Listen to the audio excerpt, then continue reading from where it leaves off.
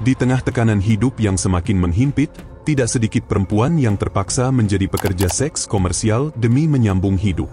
Di berbagai kota besar maupun daerah terpencil, kisah-kisah memilukan bermunculan. Seorang ibu tunggal menjajakan diri demi biaya sekolah anak, seorang remaja dipaksa oleh sindikat, atau seorang wanita memilih jalan ini karena keputusasaan ekonomi. Isu ini bukan hanya persoalan moral, tetapi juga menyentuh aspek kemanusiaan yang kompleks. Lantas, bagaimana iman Kristen memandang fenomena ini? Apakah Alkitab memberikan petunjuk? Ternyata, Kitab Suci tidak menutup mata terhadap kenyataan pahit kehidupan. Beberapa kisah perempuan dalam Alkitab menggambarkan sisi gelap ini, namun juga membuka terang kasih dan pengampunan Tuhan. Inilah dia fakta Alkitab.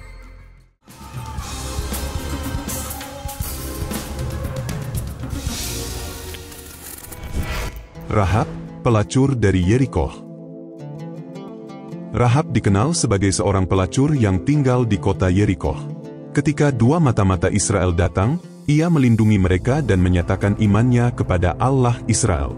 Ia berkata, "Tuhan, Allahmu, ialah Allah di langit di atas dan di bumi di bawah." Yosua 2, ayat 11. Imannya menyelamatkan dia dan keluarganya saat kota itu dimusnahkan. Rahab lalu masuk dalam komunitas Israel, menikah, dan bahkan menjadi bagian dari silsilah Yesus Kristus, Matius 1, ayat 5. Ia juga tercatat dalam galeri pahlawan iman di Ibrani 11, ayat 31.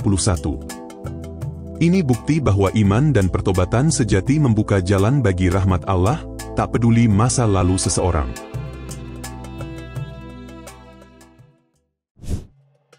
Perempuan yang berdosa mengurapi kaki Yesus.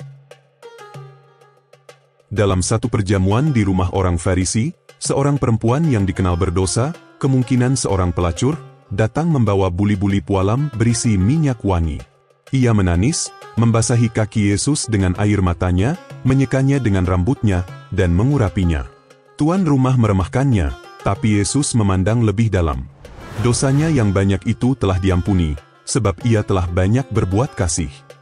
Lukas 7, ayat 47. Yesus tidak melihat masa lalu. Yesus tidak menolak atau mengusirnya, tetapi memuji kasih dan pertobatannya, dan memberikan pengampunan. Dosamu telah diampuni. Imanmu telah menyelamatkan engkau, pergilah dengan selamat. Lukas 7, ayat 48 dan 50. Perempuan yang tertangkap berzinah. Seorang perempuan tertangkap berzinah dan dibawa kepada Yesus untuk dihakimi. Orang-orang menanti Yesus untuk menjatuhkan hukuman sesuai hukum Taurat, yaitu dirajam. Namun Yesus berkata, "Barang siapa di antara kamu tidak berdosa, hendaklah ia yang pertama melemparkan batu kepada perempuan itu." Yohanes 8, ayat 7. Satu persatu mereka pergi. Lalu Yesus berkata, "Aku pun tidak menghukum engkau. Pergilah, dan jangan berbuat dosa lagi mulai dari sekarang." Yohanes 8, ayat 11. Yesus mengajarkan keadilan yang berbelas kasih.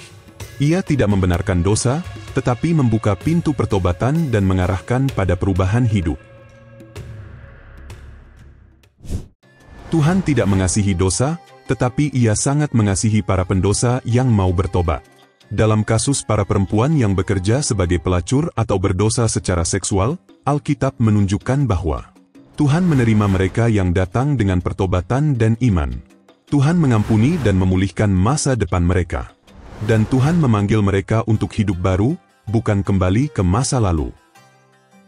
Sebagaimana Yesus mengampuni dan memberi harapan, kita pun dipanggil untuk membawa pengharapan bagi mereka yang terbuang. Tuhan masih sanggup mengubah cerita paling kelam menjadi kisah pemulihan yang memuliakannya. Anda butuh didoakan? CBN memiliki layanan doa yang siap dalam 24 jam untuk melayani dan berdoa untuk Anda. Mari hubungi layanan doa CBN di nomor 082215002424. Demikian fakta Alkitab hari ini. Tuhan Yesus memberkati.